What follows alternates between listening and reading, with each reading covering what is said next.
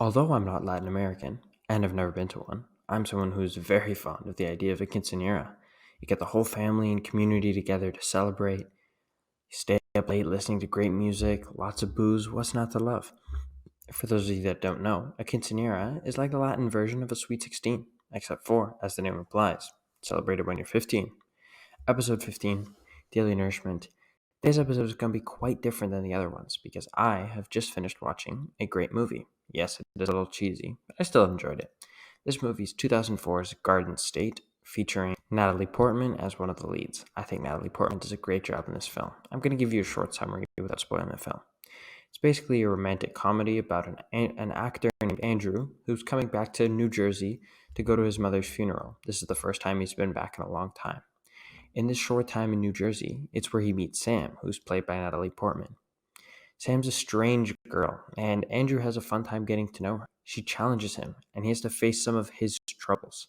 I'm going to avoid spoiling here. Natalie Portman does a great job, and she shows a lot of diversity as an actress, and that's why I really love this movie, also because I have a soft spot for some cheesy movies. To me, this movie in its entirety is about Sam breathing life into Andrew. Andrew's life was really at an all-time low, and a lot of scenes show this where he's basically about to end it all. He's really just like disconnected from reality. When he was in an airplane at the beginning of the movie, it looks like the plane's about to crash. It turns out he's just in a dream, but it looks like the plane's about to crash. And Andrew just sits like this, fully dead still, no emotion, no anything. When he comes back and they have a party, right, and they spin the bottle, he can't even focus on the game. A game as exciting as Spin the Bottle is for young adults and for youth. So the movie really is about him finding that life, and this is especially exemplified at the end. Skip 1 minute ahead if you don't want a spoiler. It's especially exemplified when he leaves Sam at the end of the movie, and he gets his exact same feeling from Sam, that he just feels like disconnected, that he gets off this flight and goes back to her, and then they live their life basically happily ever after. So why does the movie have such an effect on me? I think it had such an effect on me because I think I think seeing Natalie Portman play a role of like this geeky girl was really interesting to see. And the dynamic between the two leads was really good. I also think the fact that the lead actor, whose name is escaping me, also directed and wrote the entire script, which I want to give him big props to. So the reason I'm making this video, not just to rant about a movie, is I want to give you some insight into the creative process that I go through when thinking about a dish. So in this case, I'm going to inspire it from the movie Garden State. So now that you have a little bit of an understanding of the idea of the movie and some of the key takeaways I had, I wanted to let you into the insights of how I come up with a dish. So as I foreshadowed a little bit here, I think one of the main components of this dish would be focusing on the unusual pairing of ideas and ingredients. Andrew and Sam are not your traditional couple. They don't traditionally fit together, and they usually wouldn't have been attracted to each other either. It was pure coincidence that they were basically in the right place at the right time. So I want to exemplify this with the dish by pairing things that usually wouldn't go together. So one of the ideas that I had was, first off, I want the diner to be able to understand that this comes from this movie, and I don't want there to be like a huge stretch. So we're going to steal that part of the title, and we're going to use the idea of a garden in the dish.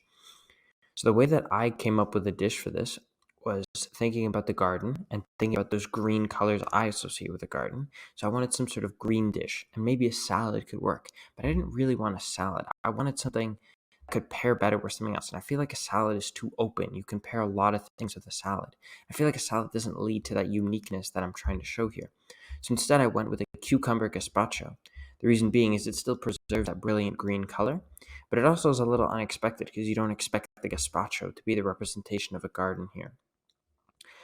And the dish that I ultimately ended up coming up with would be grilled prawn with a spicy cucumber gazpacho. The reason being is that the idea would be that you dip the prawn into the gazpacho and use it almost as a sauce. In this case, the prawn is supposed to be Andrew, and the gazpacho is supposed to be Sam.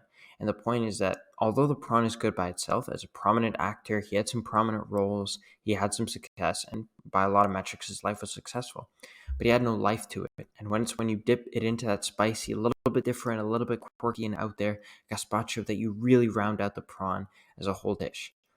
Now, there are some issues with this dish. I think the main one here being that a prawn as itself is like a great thing by its own. Like you can have a grilled prawn and just really enjoy that on its own. And I think this would be more exemplified if you had an ingredient that was a little lackluster and then was elevated to a more predominant part of the dish and was elevated to a full dish once you dipped in the gazpacho. Another candidate I thought would be maybe some fried tofu to go with that.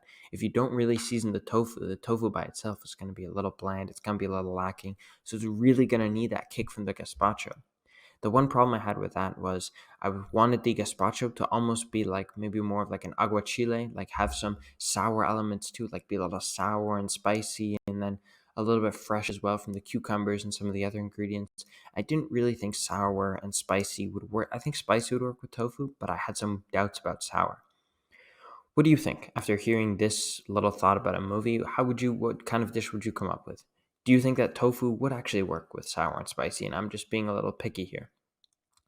Let me know your thoughts in the comments down below about not just this episode, but this idea in general of me kind of decoding a piece of media and breaking it down into a dish for you. Thank you very much for listening, and I'll see you tomorrow.